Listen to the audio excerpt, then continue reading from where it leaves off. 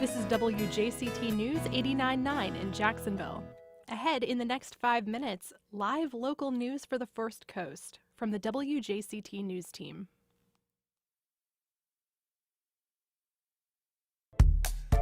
Good morning, I'm Ann Schindler, and on today's First Coast Connect, we welcome 2 recipients of UNF's inaugural Public Service Excellence Awards about how they helped crack open the scandal at JEA. Then, an effort to save lives through swimming lessons with a special focus on communities of color. Plus, we discuss local and legislative environmental priorities ahead of a Sierra Club symposium this weekend. You can join our conversation on air by giving us a call at 904-549-2937.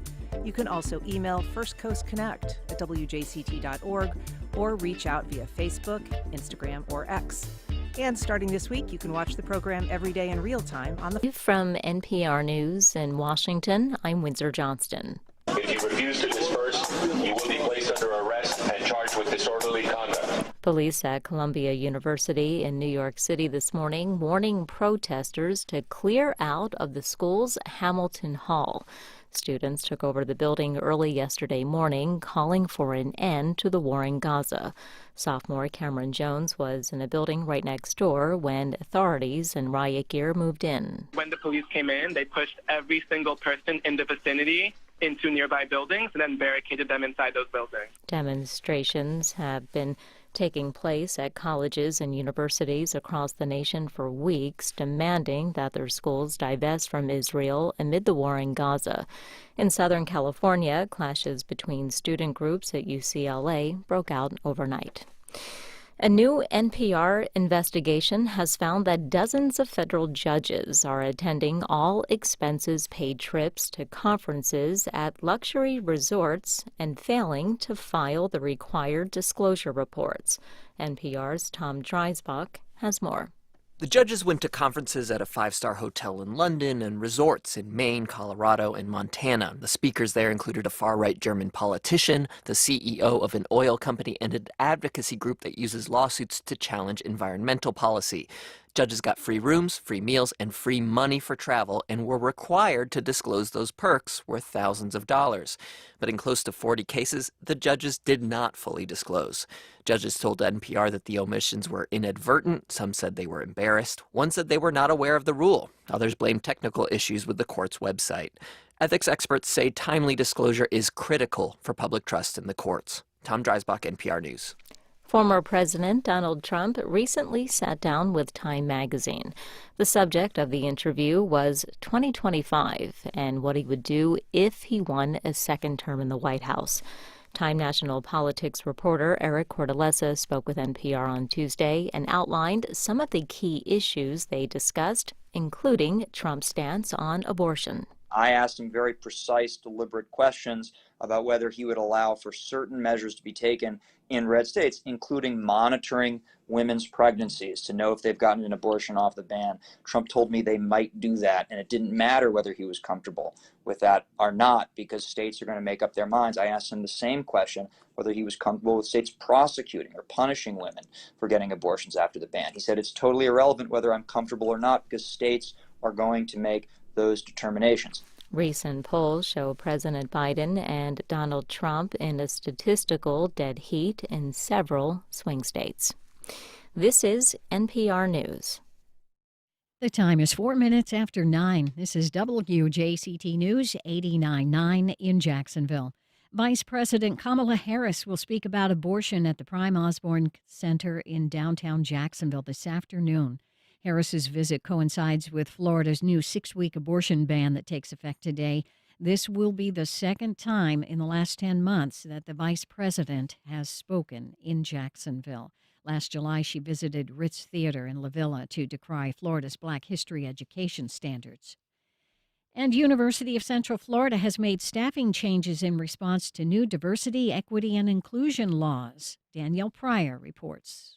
Under Florida law and a new Board of Governors regulation, public universities in the state of Florida are no longer allowed to use funds to support DEI initiatives on campus. As a result, UCF eliminated its vice president for diversity, equity, and inclusion. The university's also renamed its DEI program to the Department of Access and Community Engagement and eliminated vacant positions related to diversity training. In a statement, the university says student fee-funded clubs and other initiatives are not affected by the regulations and are running as normal on campus. In March, the University of Florida announced it had fired all its DEI officers and eliminated the department on campus to comply with new laws. In Orlando, I'm Danielle Pryor. The temperature 74 degrees here downtown in Jacksonville. A mostly sunny afternoon in the upper 80s. We do have a chance of showers after 2 this afternoon. Support for NPR comes from BritBox, dedicated to helping people discover a world of British TV, including new original drama Time, starring Jodie Whittaker, Tamara Lawrence, and Bella Ramsey. Streaming at BritBox.com/NPR. This is NPR. Support for First Coast Connect is provided in part by Baptist Health and North Florida TPO. Good morning. I'm Ann Schindler, and this is First Coast Connect. Today, the people who helped expose the JEA scandal are honored for their diligence in the face of detractors. We talked to 2 recipients of UNF's inaugural Public Service Excellence Awards.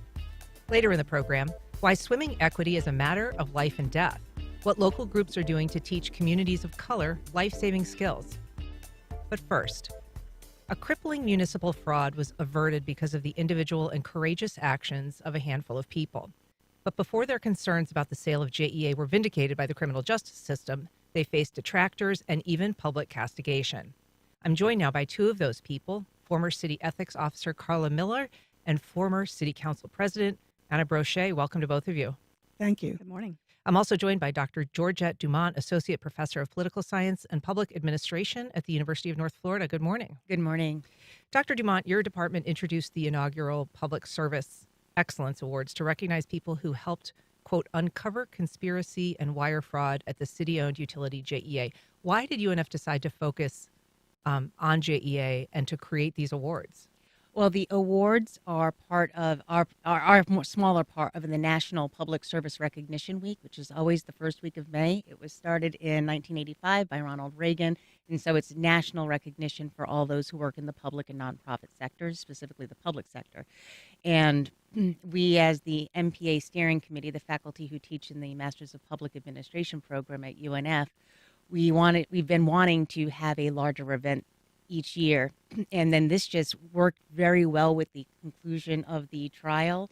And it was an opportunity for us to recognize the public servants who really did go above and beyond and faced it was a very turbulent time for a lot of those involved. So they really, they are the Public Servants Excellence Award winners this year. Yeah, Anna Brochet, the attempt to sell JEA was separate somewhat from the scandal that ultimately engulfed the utility and led to the criminal charges, but it was rooted in the sale attempt, this scandal. For people who may not remember, how politically difficult was it to oppose the sale? Oh, wow. It definitely was rooted in the first attempt, and it was difficult. I look back now and reflect about the entire situation. I think as it was happening, I was just recognizing that things didn't make sense. Things didn't add up. I'm an auditor by background and profession, and so that's been my job my entire career, is to make sure that things make sense. And it wasn't, and so it felt normal at the time. I just kind of moved ahead of asking questions, and it wasn't making sense, and so I just kept moving on in that direction. And your questioning and your challenging of what was happening put you in the crosshairs, really, of the mayor's administration. I mean, there was a time when you were asked to introduce some emergency legislation by a chief of staff for the mayor to kind of move this process along more quickly. And you refused, and you spoke about it, and then the chief of staff denied that he'd even made that request. So there was a little bit of, I don't know if you'd call it gaslighting, but there was inconsistencies. Absolutely. That was part of definitely the kickoff is me not understanding why the city of Jacksonville, the Curry administration, and the city council needed to be involved in a request and initiative that was kicked off by JEA and its board. And so I was asked to hold a special meeting to allow for the platform to advance the potential privatization, whatever they wanted to call it at the time. And I refused. I didn't want to have that meeting because it didn't make sense to me why we all needed to get together to hear a report that was intended to be delivered to the board of JEA. So Carla Miller, at the time you were the first ethics officer for the city of Jacksonville, and that's the role you were in at the time. And you even had to really fight your way in to access some of what ought to have been public meetings. Remind us what happened in Atlanta when you basically horned in on a meeting that was being held there. Well, I had been attending many meetings, the negotiation meetings that were being held in private, and signing non-disclosure agreements that I wouldn't breathe a word of what happened in those meetings. And I was taking notes in those meetings, and it was becoming very clear to me that the thing was being rushed through, and there were a lot of red flags. And so I was looking at that and knowing that everybody was going up to Atlanta for the negotiations. So I thought, well, I need to go up and monitor the negotiations. And there was major resistance. We had meetings with General Counsel's office. We had meetings with City Council. And it was like, you're not going. And I said, yes, I am going. And it went back and forth. And Scott Wilson, who was president of City Council at the time, said, we will have emergency legislation of the City Council to have Carla be able to go up to Atlanta and monitor this. And so JEA, the night before, said, yes, she can go. So I was able to sit in on the secret negotiations for a week. Who was pushing back on you being able to be there specifically? JEA, the attorney for JEA. I think that was the main voice coming through. But, I mean, basically nobody wanted me up there. So when I went up there, I was given a little seat in the corner, to monitor the proceedings. How important did your presence there end up being in terms of what we knew about what was happening and the eventual criminal case? When I was there, from law school, I learned to take verbatim notes when I hear things going on. So I was taking verbatim notes, and if anything significant was happening, I would star it, underline it, and every night I'd go home and type them up, and I knew that one day they would become public records, which they ended up being public records. And used in the criminal case? Well, I don't know what the prosecutors relied upon, but they had them. Yeah. And so, Georgette, in the discussions that you all had in terms of creating these awards and focusing on JEA, we should say that these are two of the recipients, but there is a third, former council auditor, Kyle Billy, who he's credited really with uncovering the issue of the performance unit plan. The PUP, right, Yeah. which would have enriched the senior level executive to the tune of tens of millions of dollars in the event of a sale, and he was really instrumental in that and was called to testify. Yes, and it was his math calculations. Nobody has ever heard of a council auditor before, and now everybody knows what a council auditor does and why that role is very important. So yes, he's the one who uncovered that large dollar amount, and that is what really that was the start of the it's got to end now. Yeah. Which is one. It was a very eye-opening moment.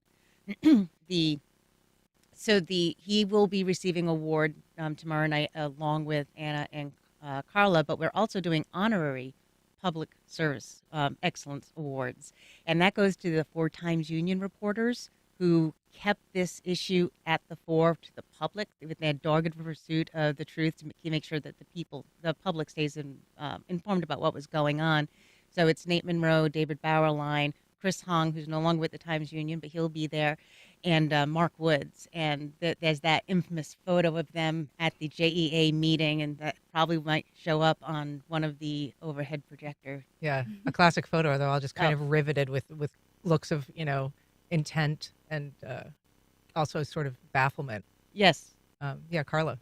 Yeah, I just wanted to say that even though there's 3 people who are receiving this award from UNF, there are so many other people in the group that helped this happen, like Audrey Moran and Kirby Oberdorfer and Jean Miller, Sherry McGill. There are many, many people that work together. And it's interesting because it's the first time in this community where I've seen people come together as a group. This just didn't happen with Anna working on her own or Kyle working on his own. We would have meetings and we talked. It was the first time we ever came together on something like this, and we coordinated. We didn't want to duplicate any efforts. And when we saw someone was being attacked, I'd give Anna a call and I'd say, how are you doing? And we would be supporting each other. So it was a network of people that were moving this to the conclusion that we got. Anna, do you feel like the lessons learned in JEA have in any fundamental way changed how the city does business? Well, certainly the call for transparency has been a big commentary in a lot of different ways with respect to how people run for office. I think it's taken new leadership for that to be the case with respect to the city of Jacksonville. That's just my feeling and my perspective of that being the case. So, right, and also the charter was changed. The city of Jacksonville's charter was changed so that the appointments to the JEA board are not only done by the mayor now; it's split by the mayor and the council. And there was one other. If JEA is interested in the future for selling, proposing to put the utility up for sale, it needs to have a supermajority of council's vote before the process can move forward. And then if it moves forward and the council then votes to, yes, we do want to sell this asset, it then has to go to the citizens for a vote of the people. If you're just joining us, we're talking about the public service awards that are being given to several people who helped defeat the effort to sell JEA. You can call us and join the conversation at 904-549-2937. And you can also email First Coast Connect at WJCT.org. So, Dr. Dumont, how did you, as Carla Miller says, there were other people involved in, slowing or increasing scrutiny on this rushed sale effort. How did you decide ultimately who to award?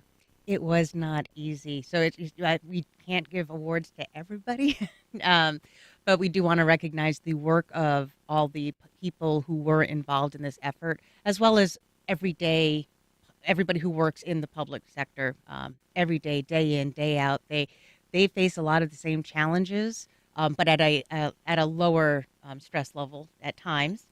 And so when we picked who the awardees would be, we first started with Kyle Billy because he was like the main individual who made that last number really public.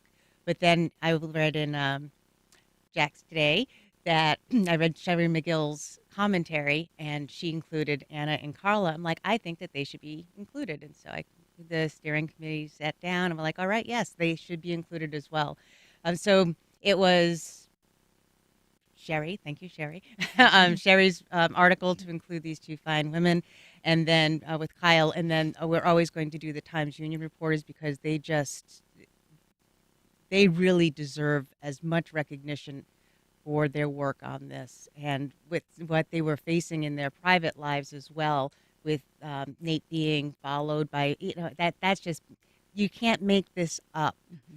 If this was a TV show, we would not believe that this is really going on. Right. You're referencing the fact that he was surveilled basically during his reporting by a consulting agency that had dealings with public utility. Well, no, private utilities. Yes. Carla, what does it mean to you to be recognized for your work on this issue? Well, I'm thankful to be recognized, but that was not the purpose of doing any of this activity. It's important, I think, to focus on people that step out and have the courage to say things. And the more we get that word out, maybe other people will follow. And what I noticed in the JEA situation is that there were people that would come forward and they were scared. They were working for JEA or they were working for the city, and they'd come up to me in City Hall and they say, "Come over here, I've got to tell you something." And they say, "You're doing the right thing. I have like a lot of information here. I can't say anything, but you're keep going, keep going." And so even people like that are heroes because they step forward and they say something. So when you recognize this type of thing, maybe more people come forward. Maybe more people have courage. And so that's the purpose, I think, of these awards. Probably important to recognize, too, just the mass effort of the people who worked at JEA, who went to all those meetings and wore those shirts and, protested the sale. We've got a call, Tim from Orange Park. Good morning, Tim. Go ahead. Yeah, good morning. I'm just wondering, is it all possible that the city council, the mayor, and the governor had any connection or knew anything about this? And thank you so much. I'll take my answer off the air. Anyone want to grab that? It has not been that has not been shown to be the case, at least through the trial. No evidence of that. There's no evidence. That's right. Okay. We've got a call from Jim in Riverside. Go ahead, Jim. Yes, thank you. I'm very glad that people are getting recognized for their actions against not just one but two times recently, where JEA was tried to force a sale on the city. But as I recall, there was an ethics complaint made against the chairman of the JEA board back in 2018, and the ethics commission gave him a complete pass on that. So I wonder if perhaps the ethics commission could have found his behavior unethical. We may have been saved from the second round, which resulted in federal indictments. We might have had a path to expose it a little bit earlier, and that's my comment. Thank you. Thanks, Jim. Carla, your thoughts? Well, that would take about 10 minutes to explain, but there were some cases. One was dismissed because there was inadequate evidence. There was one case that came in that went to the Florida Bar and the Florida Ethics Commission, and there were findings in those cases. So I think that what needed to be done happened. So I'm pleased with how the Ethics Commission handled that. We have a call from Daryl in St. Augustine. Good morning, Daryl. Hey, good morning. I only caught part of the story. I'll re-listen to it a little bit later.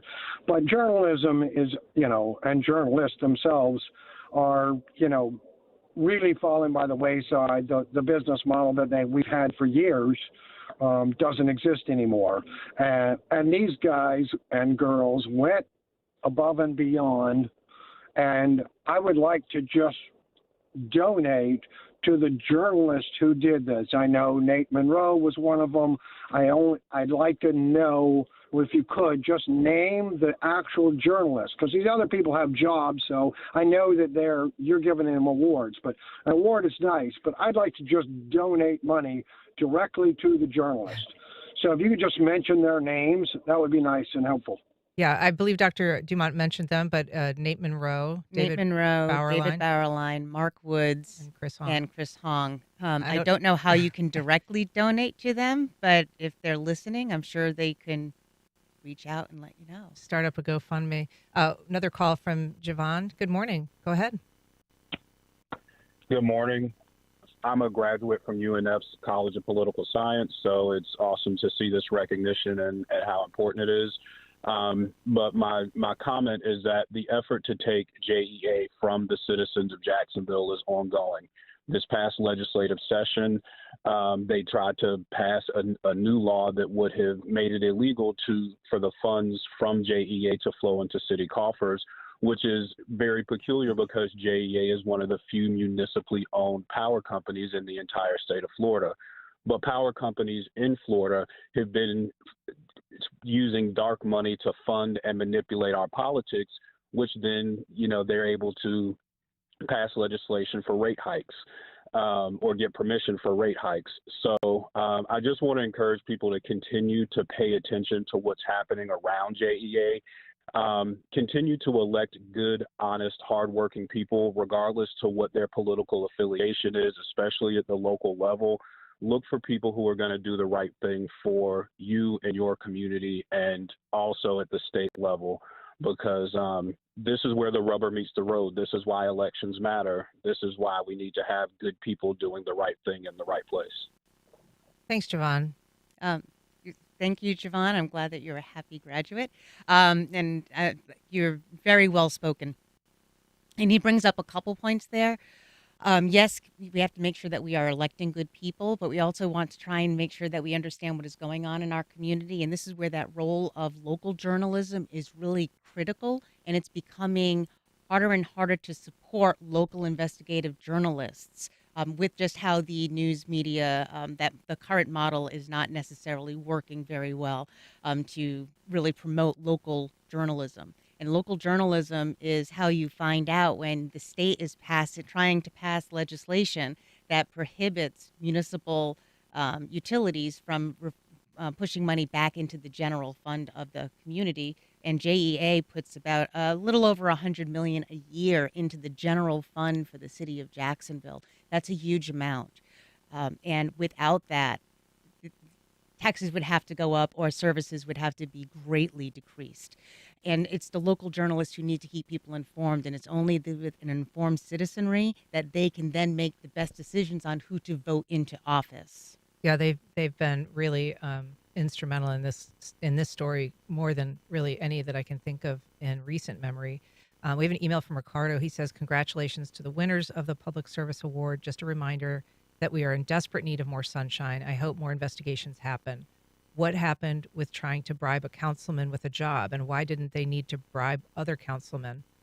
What about spying on the press? How about the nexus between the Republican Party and FPL related to this attempted fraud?"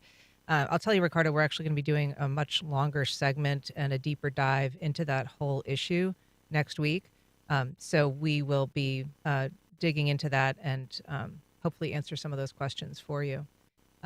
We have a call from Michelle in Springfield. Go ahead, Michelle. Hi, I just wanted to, and thank you so much. I just wanted to make sure that you guys recognize your own show for all of the efforts that were done by Melissa Ross and Heather Schatz to make sure that the JEA situation was handled correctly. All right. Thank you so much, Michelle. Carla, are your thoughts about this award that it may encourage other people to, be willing to take a stand in a very difficult political environment? Oh, I would hope so, but I'm such an optimist. We did training of all the top JEA people after this happened, about 150 people. And what we found out is the tremendous amount of stress that those JEA employees had to go through. One of the people said it was like being on the Titanic, and all of the officers were leaving in the boats, and we were down in the coal. I was shoving coal in the burner room, and they were under stress every single day. The culture was just pretty much destroyed. So rebuilding that culture is important, and validating their efforts to fight it. And I think that awards like this help with that, because the word gets out to them that eventually it looks like things are not going well, but eventually it turns out right. Well, Carla Miller, Anna Brochet, and Dr. Georgette Dumont, thank you so much for coming on the program today, and congratulations to you both. Thank you. Thank you. Up next, an effort to save lives through swimming lessons, one that has disproportionate impacts on communities of color. Black children ages 11 and 12 are 10 times more likely to drown than their white counterparts. That fact is the result of decades of limited access and racial segregation, but there are efforts to dislodge that legacy. To discuss that, I'm joined now by Joyce DeLifus, co-founder of the Sean D. DeLifus Foundation, which provides swimming lessons to kids in Jacksonville. Good morning. Good morning. So nice to have you. Cameron Frazier, founder and principal of Becoming Collegiate Academy, and also one of Joyce's adult swimming students. Welcome, Cameron. Thank you. And Celestial Holmes, author and founder of Much Bigger World. Hey, Celestial. Hi. So, Joyce, your organization is named after your son, Sean. Tell us a little bit about him and why you wanted to honor his memory with this group. Yes, I didn't find out until the day that we had Sean's funeral that he was teaching two young men to go to the Olympics. I had an opportunity to meet them. I had an opportunity to see them on at the Olympics 2 weeks after Sean had passed away. Swimmers. Yes, swimmers. One received 2 gold medals, one received 3. Collectively, they received 5. After meeting one of their mothers, I decided I would do a foundation in Sean's name to teach babies, small children, teenagers, and adults how to swim. And your son died of natural causes very young. Yes, just 30 years old.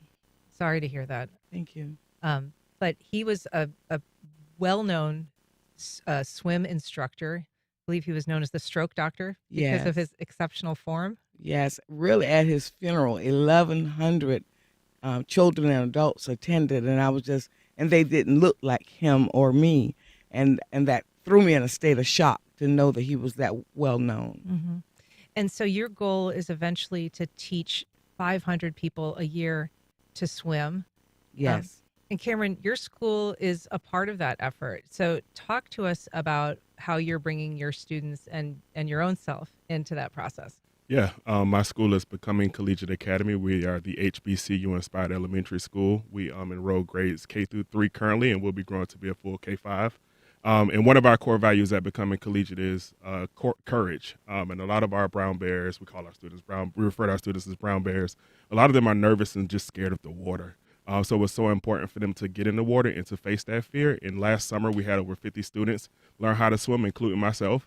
And this summer, we'll have over 30 families in the water learning how to swim with Miss DeLifus.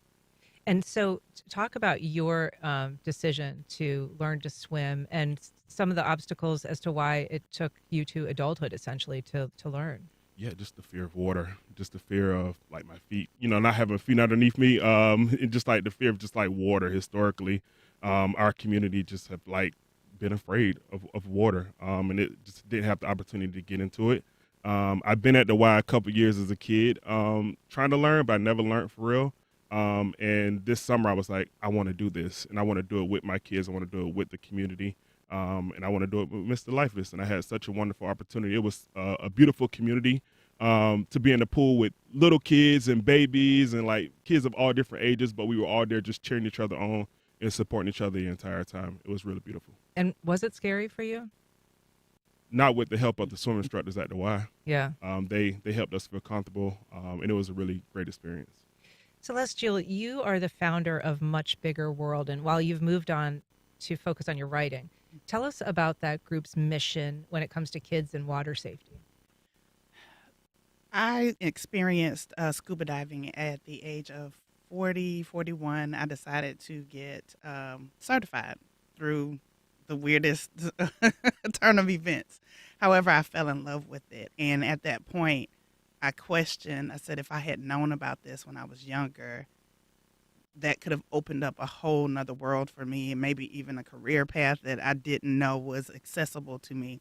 And that spurred my interest in getting other children exposed to it, at least to see what it was like. And what I found in offering children to get certified was that a lot of children wanted to participate, but they could not because they didn't know how to swim. And you have to know how to swim in order to scuba dive.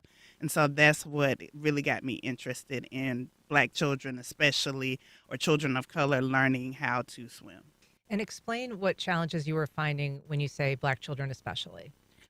When you talk about scuba diving, they get excited, their eyes light up, and they want to know more. And then the question comes, can you swim? No. Why don't you know how to swim? Either they haven't had access to a pool to learn, or they just are afraid of the water. There are many reasons that they don't get involved. And sometimes even the parents are fearful of allowing them to learn how to swim. Because sometimes children get very confident and think that they can do more than they can. And parents are fearful, and especially if they don't know how to swim.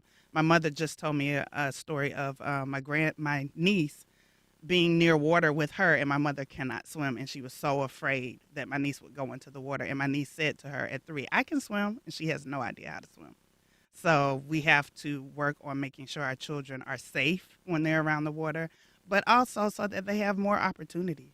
Do you think people, we talk about generational, fear of the water, and certainly if you can't swim, there's plenty of good reason to be afraid of the water. It can be very dangerous and lethal, but there is also these historical barriers to being able to access places to swim. And that is very much a part of the history of racial segregation, racist policies. Um, how does that impact, do you believe, e- kids today, even still, though we're past that, Cameron? Yeah, access to the pool is like, uh, our kids like that. We don't have many pools around us that are open at our school currently. Thankful for the Y, but that is 3, 4, 5 miles away from our school. So that opportunity to have a pool to be able to get into and to learn, and even have the instructors to be able to teach you. Um, there's a lack of resources there, and we definitely, as a community, want to combat that so our kids can get in the water and learn and love it just as much as anybody else does. Do you teach your kids at all? I mean, you have an interesting focus at your school because you're kind of a prep academy for historically Black colleges and universities. So you're kind of a prep HBCU facility. So how do you teach about that history when you're talking about swimming, when you're talking about access to pools and learning how to swim, that history of racism in the United States? Our kids are still young, so we're still helping to shape their brains and understanding, but we do talk to them about just like social justice, and we try to do it in a way in which they understand, and in a way of that's empowering also, and letting them know that like even though we didn't have this opportunity, like, look how many people, look at Sean who was able to do it and be successful at it, and you can too. So we always take it from a sense of like pride in our community and not from a deficit mindset. Gotcha. mindset. Joyce, talk about how you were on swim team. Yes. You're a lifelong swimmer. Yes. How did you get into swimming, and why do you think your story is different from the other ones that we're discussing? My parents didn't have any interest in swimming. My family didn't have any interest in swimming.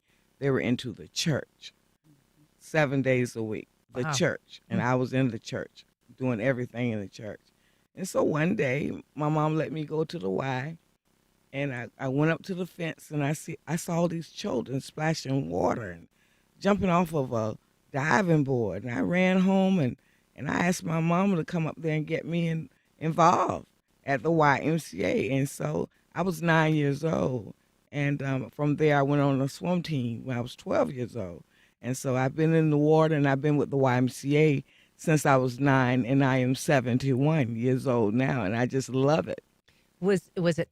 Did you take to it right away? Was it difficult to learn when you No, first started? the YMCA has a history of having great certified swim instructors on a statewide level, and they teach you and you learn quickly. And last year, Mayo Clinic sponsored over 1,200 swim items, and they were very expensive goggles.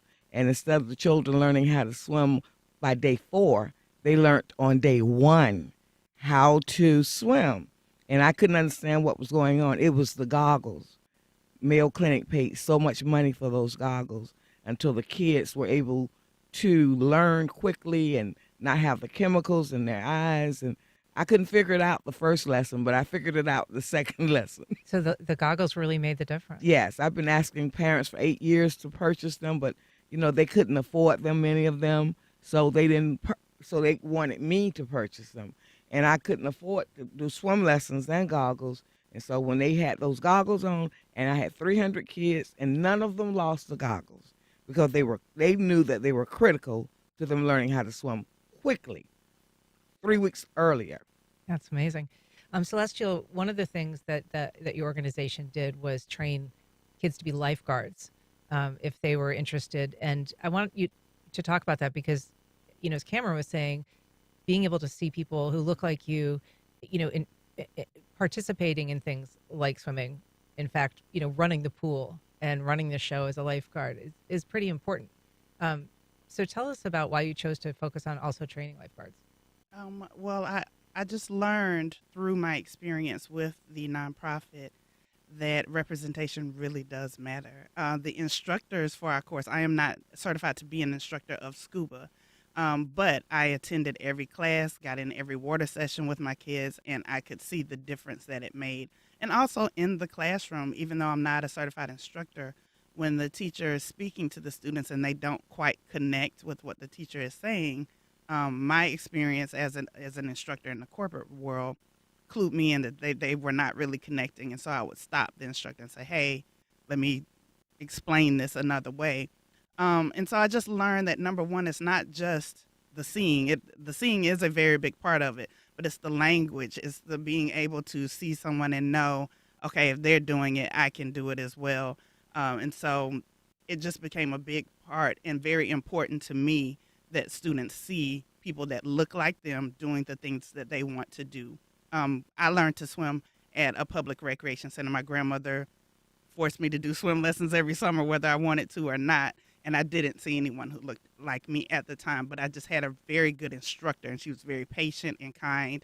But that's not always the experience, and so I just think it's such a big deal for them to be able to connect with the people that are teaching them and showing them, and so that they can see, oh, I can do this too. If they can do it, I can do it too.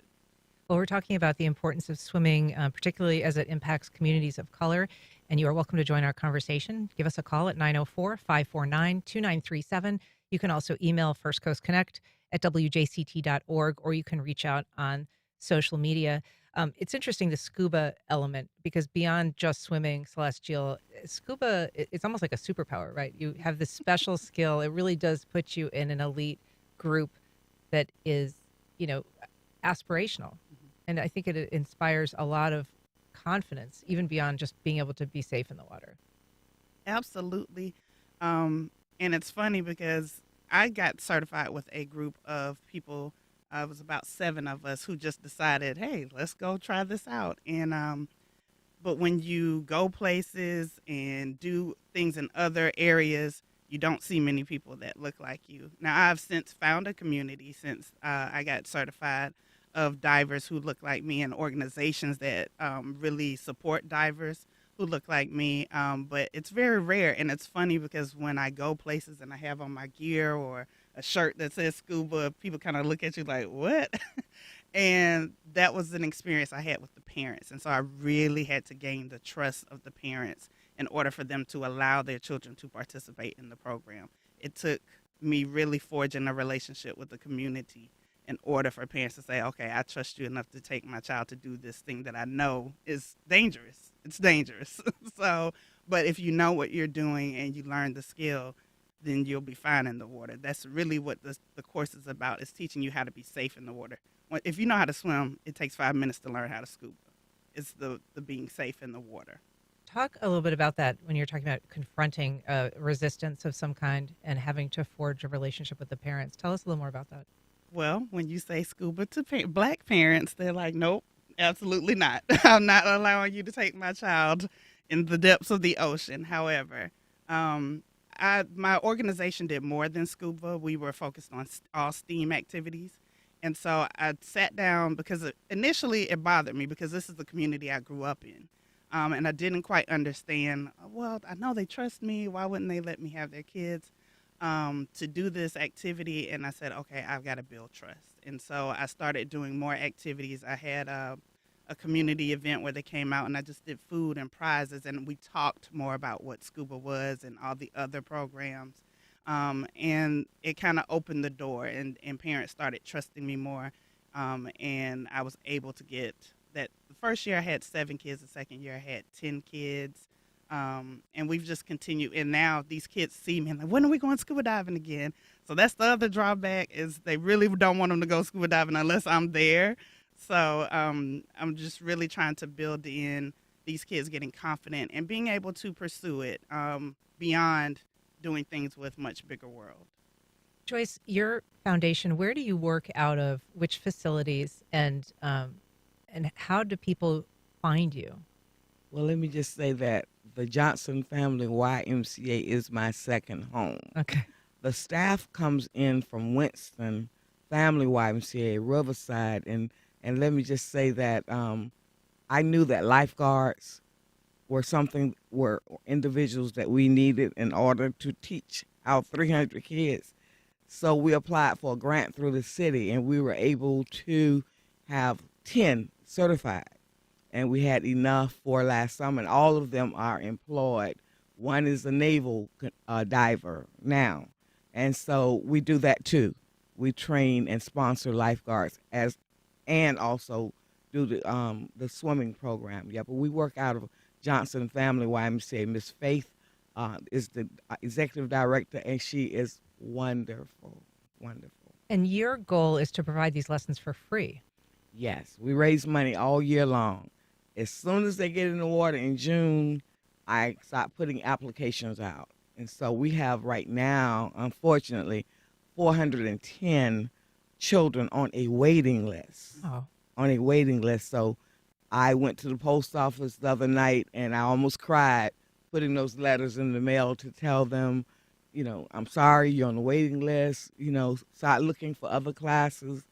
But, you know, later on in June, we may have some funding. You know, so I try to encourage them, but it's real hard. We have a call from Katrina on the north side. Go ahead, Katrina. Hi, good morning. I just wanted to say thank you for all you're doing.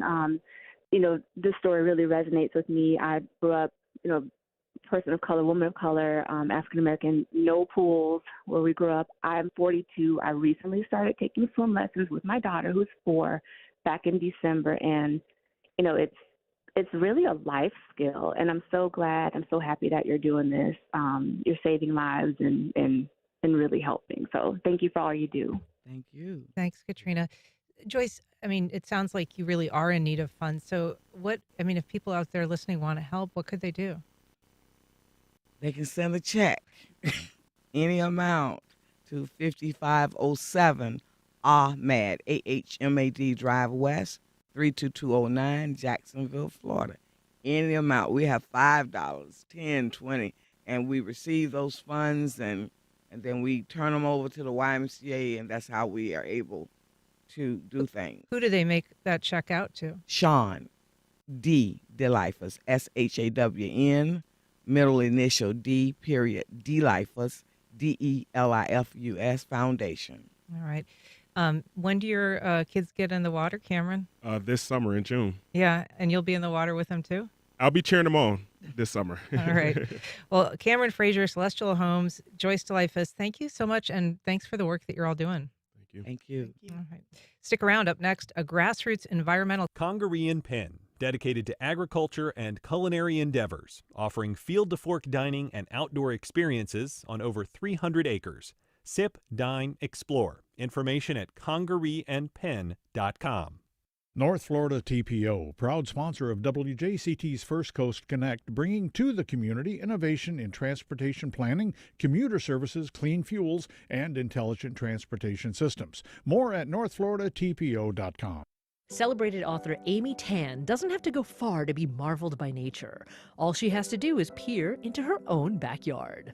When I see something I've never seen before, I have this thrill inside of me that, oh my God, I've just been let into secret world. I don't know whether you just heard that. That was a Buick thread, and now he's landed, and now he's gone into the feeder. Amy Tan joins us on the next On Point. Today at 11, here on WJCT News 89.9. Hey, it's Brittany Luce from NPR's It's Been a Minute. I know you rely on NPR and this station for the latest news you need to know, but it's giving so much more for your body. These movement breaks work. And soul. My mind just gets to float to somewhere else. Please help us keep this head-to-toe public service freely available to everyone by making your donation today. Here's how.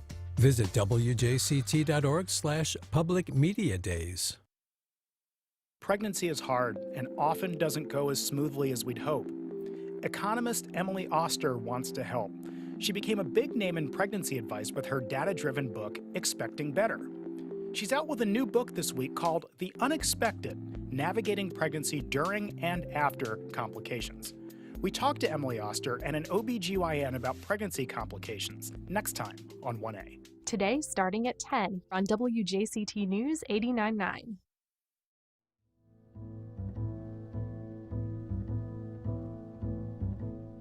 And we're back. Earth Day has come and gone, but the opportunities to get involved in local environmental activism abound. And here to talk about one event this weekend, I'm joined by Logan Cross, chair of the Northeast Florida Sierra Club. Hi, Logan. Hello, Ann. And Larry Zwane, Sierra Club member. Hi, Larry. Hi, Ann. How are you? I'm well. It's nice to have you both here. So, Logan, the local chapter is holding a symposium this Saturday at Tree Hill Nature Center. For those who haven't been to Tree Hill, and they should go. But tell us what all that facility offers. Thank you for asking that, because one of the purposes of our event is to try to showcase Tree Hill Nature Center as much as we can, because it is a very valuable natural area in the closer to the city core that a lot of people don't know about. It has quite a good trail system in there. It has quite broad array of both flora and fauna, and it's really tailors a lot to education. It has an educational focus, and a lot of people and young people, parents, and bring their children there to learn about nature. And we would like people to learn more about this place, because a lot of people, it's been there and have never been there before. So we found it would be a very good place for us to have this event. Now, of course, we'll be trying to accomplish other educational things at the event, but we thought that setting was appropriate. So for people who haven't been there, where is Tree Hill? Well, it's off of Lone Star Road, and the actual street address for it is it's 7152 Lone Star Road. For those people who don't know Jacksonville that well, that's kind of east of Jacksonville University and University Boulevard. It's in the Arlington area, and it's, unless you've driven by there, you may not even know that it's there. Now, one thing that's important that I would like for the listeners to know is there are two entrances to the Nature Center. Now, the one that I gave, the 7152 Lone Star Road, is the main entrance. Our event will be held at the amphitheater. So if they proceed down Lone Star Road, eastward on Lone Star Road, there's a second entrance that we'll try to have marked as best we can, that doesn't have a street number on it, but that would be where they would enter and park to go to the amphitheater. And Larry, what's on deck this weekend? I mean, if people attend the symposium, other than being able to see this really nice urban oasis of Tree Hill, what's going to be on offer? Well, my focus is on political and legislative issues, state, regional, and local, and I could give examples of each. Obviously, spend more time with the substance of each, and today I could give the subjects. We could skip the matter, or I could get into it more if you like. Well, people who are interested in getting involved might be interested to know just kind of what are the legislative priorities that you're focused on right now? Well, climate change, obviously, and what the certain bills that have passed are taking Florida backwards as opposed to forwards with what we need to accomplish. And a lot of them are written in such a way that you think they're about resilience, and they're really not. Can you give an example? House Bill 1645, a pretty extreme bill that actually is supposed to address climate change, but would actually force dirty, toxic gases into our houses and our neighborhoods, including storage of methane gas tanks in neighborhoods. When you say force them into our houses, what do you mean? When you have gases, dirty gases from public utilities, especially coal-fired plants, that's coal-fired ash, and we do have that in Jacksonville. Sure. And so that's a bill that is pending, or a bill that has already been approved? Approved. Okay. So do you focus on trying to roll back initiatives like that, or are you focused on introducing legislation that you help draft? We don't help draft legislation. From a state level, we have volunteers, and we work with other organizations to make sure that people know, volunteer organizations, and get the word out and influence people to contact their legislators, people that they vote for and, spend money on.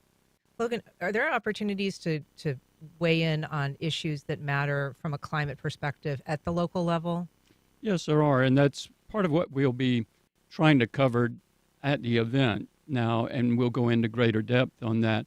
But it's like one of the biggest priorities for our local group is we have a campaign that's called Renew Jacksonville Campaign. Now, part of the purpose of that is to try to get Jacksonville to commit to operate on 100% renewable energy by 2050 or sooner. 13 other cities in the state have made that commitment. To achieve that type of commitment, or to back it up, we would have to have some substantive changes here locally. We would have to have JEA would have to be transitioning more to renewable energy sources. much more at a more rapid pace than they are. And then we would have to have things like the fleets in the city to be converting to electric vehicles. Now, we'll be talking about that campaign, but we'll also be talking with people about the ways they can get involved. Now, I would also like to point out, because we're going to have a little bit of something for a broad array of interests there. Yeah, just very, very briefly. It's this Saturday. It starts at Saturday, and it starts at 10 a.m. All right. And thank you so much, Logan Cross and Larry Zwane. We appreciate you being here. Connect is provided by Baptist Health and the North Florida TPO. The Jacksonville Symphony presents Grammy Award-winning trumpeter Terrence Blanchard with his band The E Collective and the Turtle Island Quartet on May 5th for an evening of jazz, R&B, funk, and fusion. Tickets at jacksymphony.org. Baptist Health is a proud supporter of First Coast Connect. Baptist Health, committed to building a healthier community for all of us. More info at